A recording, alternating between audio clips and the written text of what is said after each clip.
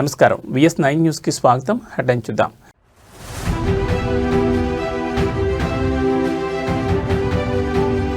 ఇవాళ ఢిల్లీకి AP CM Amit షాతో భేటీ కానున్న చంద్రబాబు.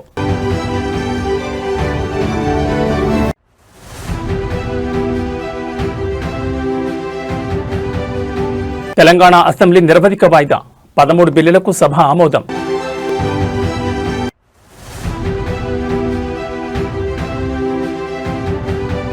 కవిత రాజీనామాకు ఆమోదం, రాజీనామాను ఆమోదించిన మండలి చైర్మన్ గుత్తా.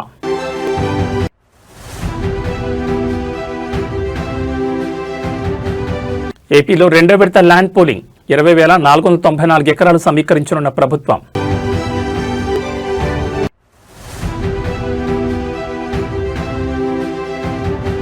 కోనసీమలో సాధారణ స్థితికి మంటలు, బ్లోఅవుట్ నియంత్రణకు అమెరికా నిపుణులు. ఇక డీటెయిల్స్ చూస్తే ఏపీ ముఖ్యమంత్రి చంద్రబాబు నాయుడు ఇవాళ సాయంత్రం ఢిల్లీకి వెళ్తున్నారు. ఫిబ్రవరి 1న కేంద్ర బడ్జెట్ ప్రవేశపెట్టనున్న నేపథ్యంలో కేంద్ర హోంమంత్రి అమిత్ షాతో భేటీ అయి బడ్జెట్లో రాష్ట్రంతో ముడిపడి ఉన్న ప్రాజెక్టులకు నిధుల కేటాయింపుపై చర్చించనున్నట్టు తెలుస్తోంది. అమిత్ షాతో భేటీ అనంతరం సీఎం చంద్రబాబు తిరిగి అమరావతికి రానున్నట్లు సమాచారం. 2026-27 వార్షిక బడ్జెట్ సమావేశాలు జనవరి 31న ప్రారంభం కానున్నాయి. ఫిబ్రవరి 1న కేంద్ర ప్రభుత్వం వార్షిక బడ్జెట్ను ప్రవేశపెట్టనుంది. ఆ రోజు ఆదివారం సెలవు రోజున పార్లమెంట్లో బడ్జెట్ ప్రవేశపెట్టడం ఇదే తొలిసారి కానుండడం విశేషం. తొలి రోజు రాష్ట్రపతి ద్రౌపది ముర్ము ఉభయ సభలను ఉద్దేశించి ప్రసంగించనున్నారు. కాగా కొత్త ఆర్థిక సంవత్సరంలో కొత్త ఆదాయ పన్ను చట్టం అమల్లోకి రానుండడంతో ఈ బడ్జెట్లో సామాన్యులకు పన్ను రాయితీలు, మధ్యతరగతి ప్రజలకు ఊరటనిచ్చే ప్రకటనలు ఉంటాయని తెలుస్తోంది. కొన్ని కీలక బిల్లులకు కూడా పార్లమెంట్ ఆమోదం తెలిపే ఛాన్స్ ఉంది. 1 నేషన్ 1 ఎలక్షన్, 30 రోజులు జైల్లో ఉంటే సీఎం మంత్రులను పదవుల నుంచి తొలగించే బిల్లుని పార్లమెంట్లో ప్రవేశపెట్టనున్నట్టు తెలుస్తోంది. ఇక వరుసగా 9వ బడ్జెట్ను ప్రవేశపెట్టిన మంత్రిగా నిర్మలా సీతారామన్ రికార్డు సృష్టించనున్నారు.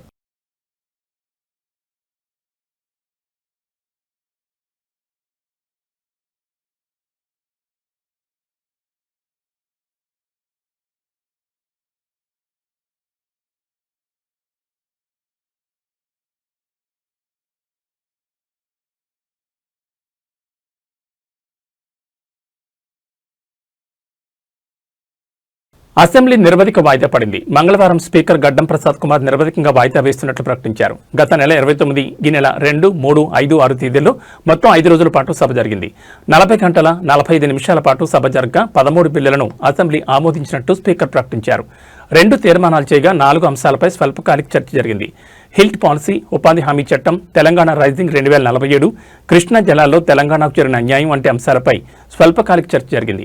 ఉపాధి చట్టం నుంచి మహాత్మాగాంధీ పేరు తొలగించొద్దని, పాలమూరు రంగారెడ్డి ప్రాజెక్టుకు పెండింగ్లో ఉన్న అన్ని అనుమతులు ఇవ్వాలని, పోలవరం నల్లమల్ల సాగర్కు అనుమతులు ఇవ్వొద్దని కోరుతూ అసెంబ్లీ చేసిన తీర్మానాలను కేంద్రానికి పంపించారు. కాగా కృష్ణా జిల్లాలో గత 10 ఏళ్లలో జరిగిన అన్యాయంపై ఇరిగేషన్ మంత్రి ఉత్తమ్ కుమార్ రెడ్డి శనివారం పవర్ పాయింట్ ప్రజెంటేషన్ ఇచ్చారు.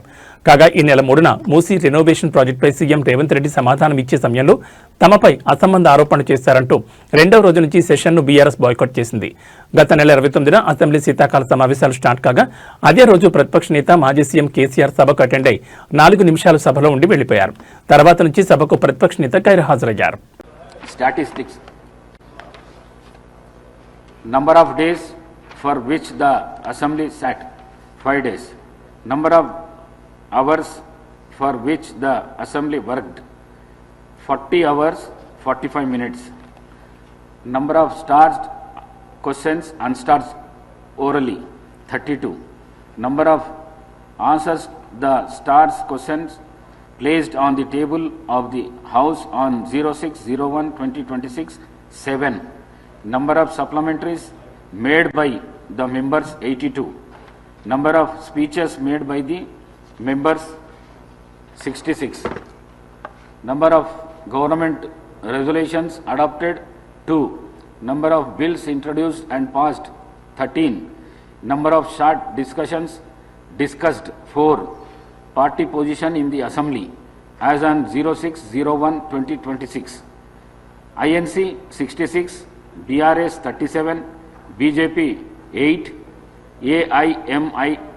AIMIM 7, CPI 1, total 119. Now, with the consent of the House, I urgent the House sine die. శాసనమండలి సభ్యత్వానికి తెలంగాణ జాగృతి అధ్యక్షురాలు కల్వకుంట్ల కవిత రాజీనామాను శాసనమండలి చైర్మన్ గుత్తా సుఖేందర్ రెడ్డి ఆమోదించారు. 2021లో నిజామాబాద్ స్థానిక సంస్థల నుంచి శాసనమండలికి కవిత సభ్యురాలిగా ఎన్నికయ్యారు. బీఆర్ఎస్ పార్టీకి ఎమ్మెల్సీ పదవికి సెప్టెంబర్ 3న ఆమె రాజీనామా చేశారు. సోమవారం కౌన్సిల్లో ప్రసంగించి కవిత తన రాజీనామాను ఆమోదించాలని చైర్మన్ మరోసారి విజ్ఞప్తి చేశారు. కవిత సమర్పించిన రాజీనామాను మంగళవారం నుంచి అమల్లోకి వచ్చేలా శాసనమండలి చైర్మన్ ఆమోదించారు. కవిత రాజీనామాతో నిజామాబాద్ స్థానిక సంస్థల కోట ఎమ్మెల్సీ స్థానం ఖాళీ అన్నట్లు లెజిస్లేటివ్ సెక్రటరీ నరసింహాచార్యులు మంగళవారం నోటిఫికేషన్ జారీ చేశారు. ఈ రాజీనామా ఖాళీ ఏర్పడిన వివరాలను కేంద్ర ఎన్నికల సంఘం, రాష్ట్ర ప్రభుత్వ ప్రధాన కార్యదర్శి, రాష్ట్ర ప్రధాన ఎన్నికల అధికారికి అధికారికంగా పంపించారు. 14లో తెలంగాణ జూన్ 2న వస్తే సెప్టెంబర్లో బతుకమ్మ పండుగ వచ్చింది అధ్యక్ష. నేను అంతకుముందు తెలంగాణ జాగృతి నుంచి దాదాపుగా 8-9 సంవత్సరాల నుంచి కంటిన్యూస్గా బతుకమ్మ పేరుతోని ప్రతి సంవత్సరం కార్యక్రమాలు చేసేదాన్ని అధ్యక్ష. 2014లో వచ్చినటువంటి బతుకమ్మ, తెలంగాణ రాష్ట్రం ఏర్పడ్డ తర్వాత వచ్చినటువంటి మొదటి బతుకమ్మ నుండే నా మీద రిస్ట్రిక్షన్స్ ప్రారంభమైనాయి అధ్యక్ష. పొలిటికల్ పార్టీలో ఒక వ్యక్తిని స్వేచ్ఛను ఎట్లా హరిస్తారని చెప్పడానికే ఎగ్జాంపుల్ చెప్తా ఉన్నాను అధ్యక్ష. ఇక్కడ పర్సనల్ ఇష్యూస్ మాట్లాడకుండా నేను రూల్ పొజిషనే కోట్ చేసి మాట్లాడతాను అధ్యక్ష. Section 29A of representation of peoples act ఉంటుంది అధ్యక్ష. It is a statutory obligation for political parties to follow democratic norms. అంటే ఒక వ్యక్తి ఒక పార్టీలో చేరాడంటే ఆ వ్యక్తి యొక్క భావజాలాన్ని కానీ, ఆ వ్యక్తి యొక్క భావ ప్రకటన స్వేచ్ఛను కానీ ఆ పొలిటికల్ పార్టీస్ హరించడానికి లేదు అధ్యక్ష. నేను గత 8 సంవత్సరాలుగా ఇండిపెండెంట్గా ఒక వ్యక్తిగా సంస్థను నడుపుతూ చేస్తున్నటువంటి ప్రయత్నాలని అడ్డుకట్ట వేయడానికి మొదటి రోజు నుంచే ప్రయత్నం జరిగింది అధ్యక్ష.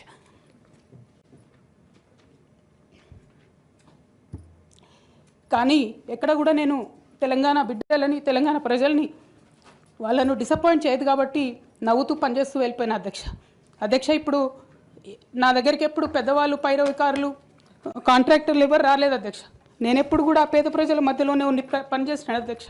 నా దగ్గరికి వచ్చినటువంటి బీడీ కార్మికులు కావచ్చు, బీడీ టేకేదారులు కావచ్చు, అంగన్వాడీ టీచర్లు కావచ్చు, ఆశా వర్కర్లు కావచ్చు, ఐకేపీ ఎంప్లాయీస్ కావచ్చు అధ్యక్ష, అదేవిధంగా జిహెచ్ఎంసీ కార్మికులు కావచ్చు అధ్యక్ష, టీచర్లు కావచ్చు అధ్యక్ష, నిరుద్యోగులు కావచ్చు, ఆడబిడ్డలు కావచ్చు, సింగరేణి ఉద్యోగులు కావచ్చు, కరెంట్ ఎంప్లాయీస్ కావచ్చు, ఎవరు వచ్చినా అధ్యక్ష నేను కాదనకుండా నాకెంత వీలైతే అంత పనిచేసి పెట్టేటటువంటి ప్రయత్నం చేసిన అధ్యక్ష.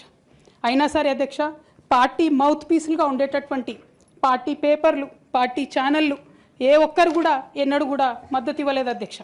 అయినా సరే ధైర్యం వదులుకోకుండా మొక్కువని ప్రయత్నంగా నేను ప్రయత్నం చేస్తూనే వెళ్ళాను అధ్యక్ష. బిఆర్ అంబేద్కర్ కోనసీమ జిల్లా ఇరుసుమండలో ఓఎన్జీసీ గ్యాస్ లీక్ కారణంగా సోమవారం చెలరేగిన మంటలు ఇంకా పూర్తి స్థాయిలో అదుపులోకి రాలేదు. బ్లోఅవుట్ ప్రాంతంలో మంటలు ఎగసిపడుతూనే ఉన్నప్పటికీ వాటి తీవ్రత నిన్నటితో పోలిస్తే కొంతమేర తగ్గినట్లు అధికారులు వెల్లడించారు. బ్లోఅవుట్ను పూర్తిగా నియంత్రించేందుకు వారం నుంచి 10 రోజుల సమయం పట్టే అవకాశం ఉందని కలెక్టర్ మహేష్ కుమార్ తెలిపారు. మంగళవారం కలెక్టరేట్లో ఓఎన్జీసీ అధికారులతో కలిసి నిర్వహించిన మీడియా సమావేశంలో కలెక్టర్ మాట్లాడుతూ పరిస్థితిని నిరంతరం పర్యవేక్షిస్తున్నట్లు చెప్పారు. బ్లోఅవుట్ను పూర్తిగా నియంత్రించేందుకు ఓఎన్జీసీ సంస్థ అమెరికాకు చెందిన విపత్తుల నివారణ సంస్థతో ఒప్పందం కుదుర్చుకున్నట్లు అధికారులు తెలిపారు. ఈ సంస్థకు చెందిన నిపుణులు 1-2 రోజుల్లో సంఘటనా స్థలానికి చేరుకోనున్నారని వెల్లడించారు. సోమవారం ఉదయం 11:30 గంటల సమయంలో ఇరుసమండలోని మోరీ 5 ఓఎన్జీసీ బావిలో డ్రిల్లింగ్ పనులు కొనసాగుతుండగా అకస్మాత్తుగా గ్యాస్ లీక్ జరిగి మంటలు వ్యాపించాయని అధికారులు వివరించారు. ప్రస్తుతం మంటల ఉధృతి తగ్గి సహజ వాయువు సాధారణ స్థాయిలో మండుతోందని, గ్యాస్ ఎక్కడి నుంచి వెలువడుతుందో గుర్తించే పనిలో నిపుణుల బృందం నిమగ్నమై ఉందని కలెక్టర్ తెలిపారు.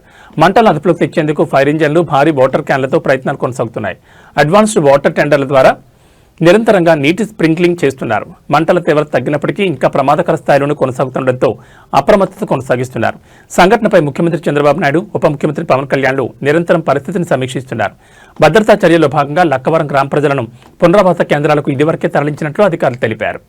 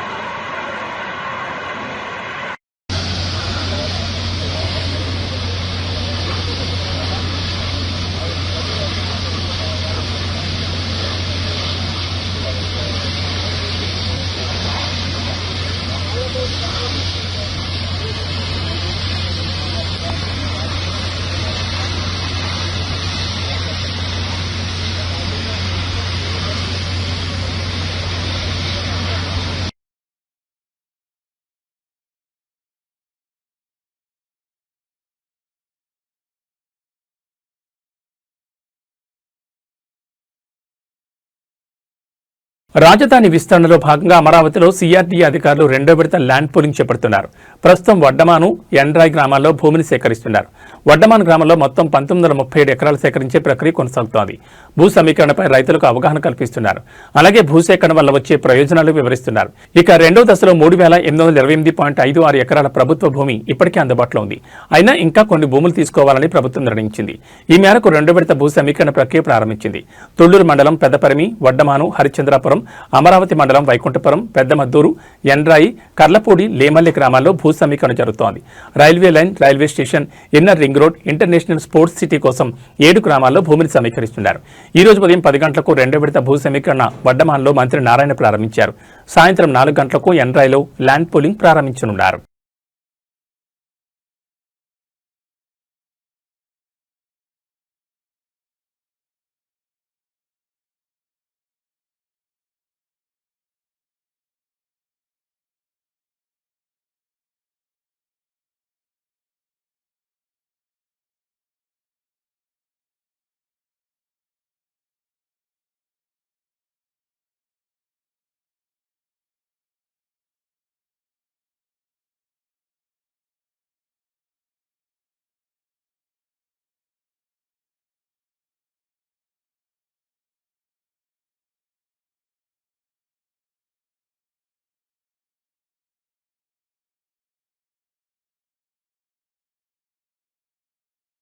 బీజేపీ సీనియర్ నేత కైకులూరు ఎమ్మెల్యే కామినేని శ్రీనివాసరావు కీలక వ్యాఖ్యలు చేశారు. రాజకీయాల నుంచి ఎప్పుడో తప్పుకుందామని అనుకున్నాను. అందరూ కోరుకోవడంతో పాటు మీరే పోటీ చేయాలని బలవంతం చేయడంతో 2024 ఎన్నికల్లో పోటీ చేశాను.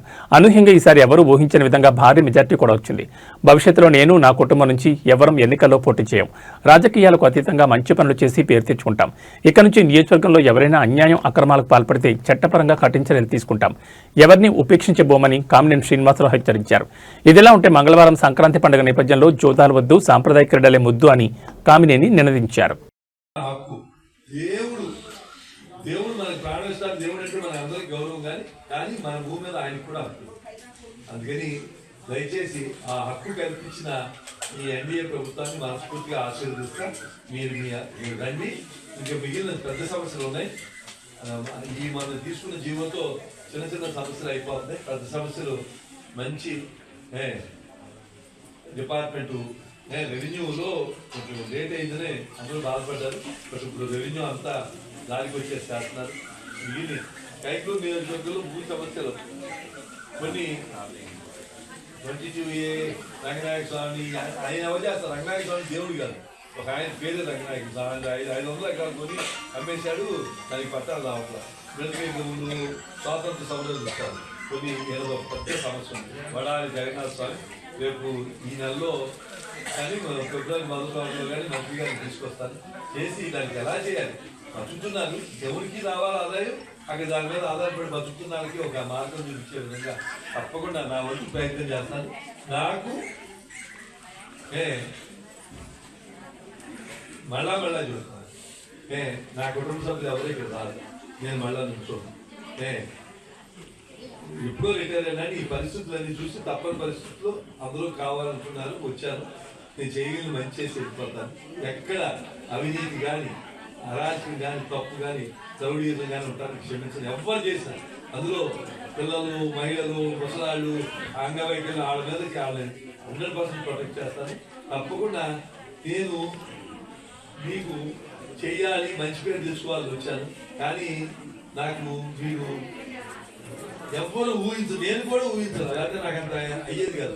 నేను కూడా ఊహించినంత మెజార్టీ ఇచ్చి నా రుణాన్ని పెంచేశాను. దాన్ని తప్పకుండా పనులు చేసి మీరు రుణం తీసుకుంటారని చెప్పి మేము అనుభవిస్తాను. ఖమ్మం జిల్లా వైరా మండలం ఖానాపురం గ్రామంలో అన్నదాతల అవస్థలు వర్ణనాతీతంగా మారాయి. సాగు పనుల వేళ పంటలకు ఎంతో అవసరమైన యూరియా కోసం రైతులు నానా ఇబ్బందులు పడుతున్నారు. గంటల తరబడి వరుసలో నిలబడలేక రైతులు తమ పట్టాదారు పాస్ పుస్తకాలను రైతు వేదిక ముందు క్యూ లైన్లో ఉంచి నిరీక్షిస్తున్నారు. తీవ్రమైన చలిని సైతం లెక్క చేయకుండా రైతులు తెల్లవారుజాము నుండి యూరియా కూపన్ల కోసం రైతు వేదిక వద్దకు చేరుకుంటున్నారు. చలికి తట్టుకోలేక అక్కడికక్కడే చలిమంటలు కాచుకుంటూ అధికారుల రాక కోసం ఎదురుచూస్తున్నారు. కూపన్ల పంపిణీలో జరుగుతున్న జాప్యంపై రైతులు తీవ్ర ఆవేదన వ్యక్తం చేస్తున్నారు. పంట వేసే సమయంలో ఎరువుల కోసం ఇలా రోడ్ల మీద పడిగాపులు కాయడం దురదృష్టకరమని వాపోతున్నారు. యూరియా నిల్వలను వెంటనే పెంచి పంపిణీ ప్రక్రియను వేగవంతం చేయాలని, రైతులకు ఇబ్బంది కలగకుండా ప్రత్యామ్నాయ ఏర్పాట్లు చేయాలని జిల్లా అధికారులను కోరుతున్నారు.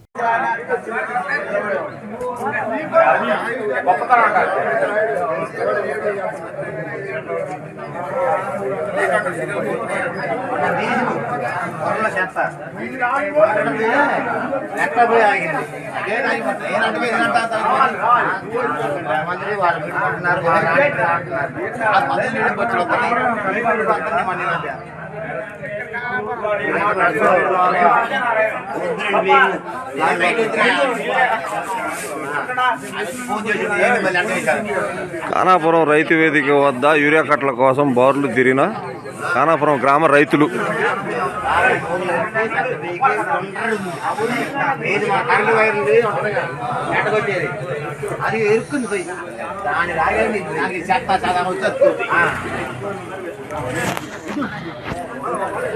ఈ నీళ్ళే పోయింది.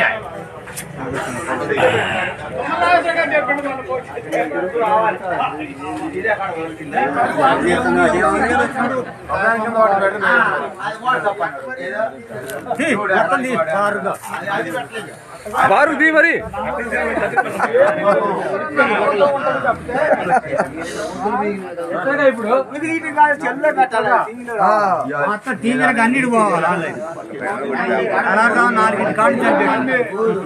ఉప సర్పంచ్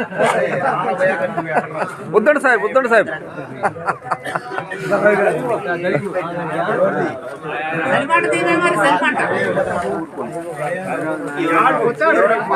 రైతు వేదిక వద్ద యూరియా కట్టల కోసం బారులు తీరిన ఖానాపురం గ్రామ రైతులు.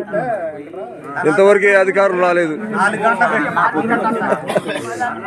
ఐబమ్మ వెబ్సైట్ నిర్వాహకుడు ఇమది రవికి షాక్ తగిలింది. బెయిల్ పిటిషన్లను నాంపల్లి కోర్టు కొట్టివేసింది. హైదరాబాద్ సైబర్ క్రైమ్ పోలీస్ స్టేషన్లో నమోదైన 5 కేసుల్లో బెయిల్ ఇవ్వాలని రవి కోర్టును ఆశ్రయించారు.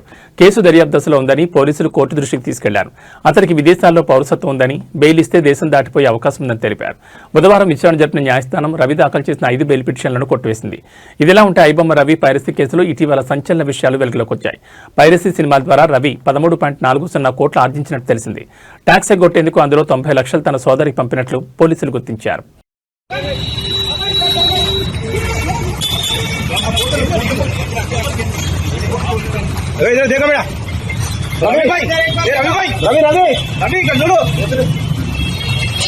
మన్యం జిల్లా కొమరాడ మండలం గంగరేగు వలసలో ఏనుగులు బీభత్సం సృష్టించాయి. రాత్రి అటవీ ప్రాంతంలో నుంచి జనారణ్యంలోకి వెళ్లాయి.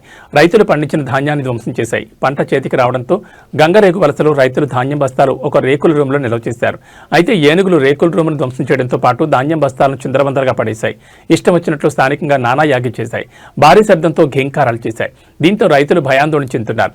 తరచూ గ్రామంలోకి ఏనుగులు వస్తున్నాయని, గతంలో చాలాసార్లు అధికారులకు ఫిర్యాదులు చేశామని, ఇప్పటికైనా స్పందించాలని విజ్ఞప్తి చేస్తున్నారు.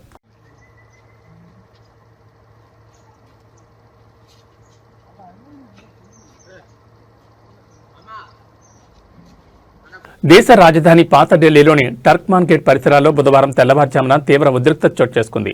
ఫైజ్ ఏ ఇలాహీ మసీద్ సమీపంలోని ఆక్రమణలను తొలగించేందుకు మున్సిపల్ కార్పొరేషన్ ఆఫ్ ఢిల్లీ చేపట్టిన కూల్చివేత డ్రైవ్ స్థానికుల నిరసనతో రణరంగంగా మారింది. ఆక్రమణల తొలగింపును అడ్డుకునే క్రమంలో కొందరు దుండగులు భారీకేడ్లను దాటి పోలీసులపైకి రాళ్లు రువ్వారు. పరిస్థితిని అదుపు చేసేందుకు పోలీసులు బాష్పవాయువును ప్రయోగించి ఆందోళనకారులను చెదరగొట్టారు.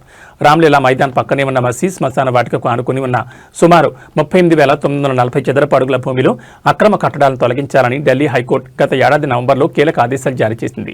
రోడ్లు, ఫుట్పాత్లు, community hall, private diagnostic centre వంటివి ఆక్రమణల పరిధిలో ఉన్నాయని అధికారులు గుర్తించారు.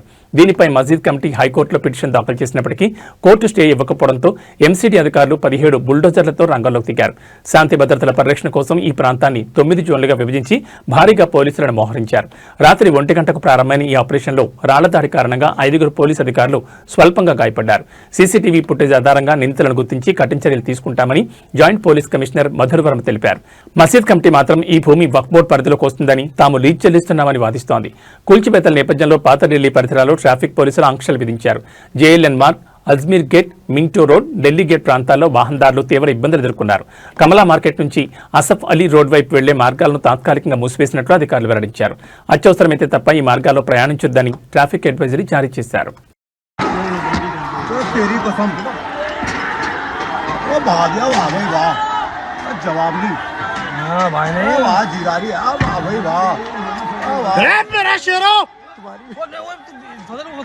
తూర్పుగోదావరి జిల్లా కొవ్వూరు హైవేపై బస్సు దగ్ధమైన సంగతి తెలిసిందే. ఖమ్మం నుంచి విశాఖ వెళ్తున్న ఆర్ఆర్ఆర్ ప్రైవేట్ ట్రావెల్స్ బస్సులో ఉన్నట్టుండి మంటలు చెలరేగాయి.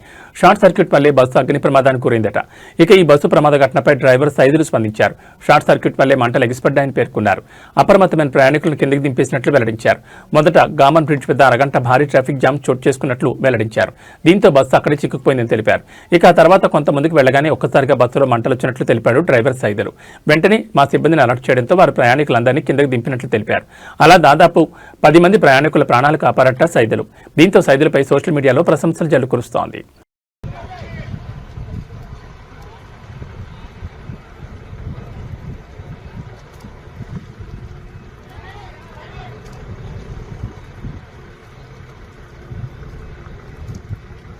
ఏబీ బులెటిన్ విశేషాలు మరో బులెటిన్లో మళ్ళీ కలుసుకుందాం. నమస్కారం.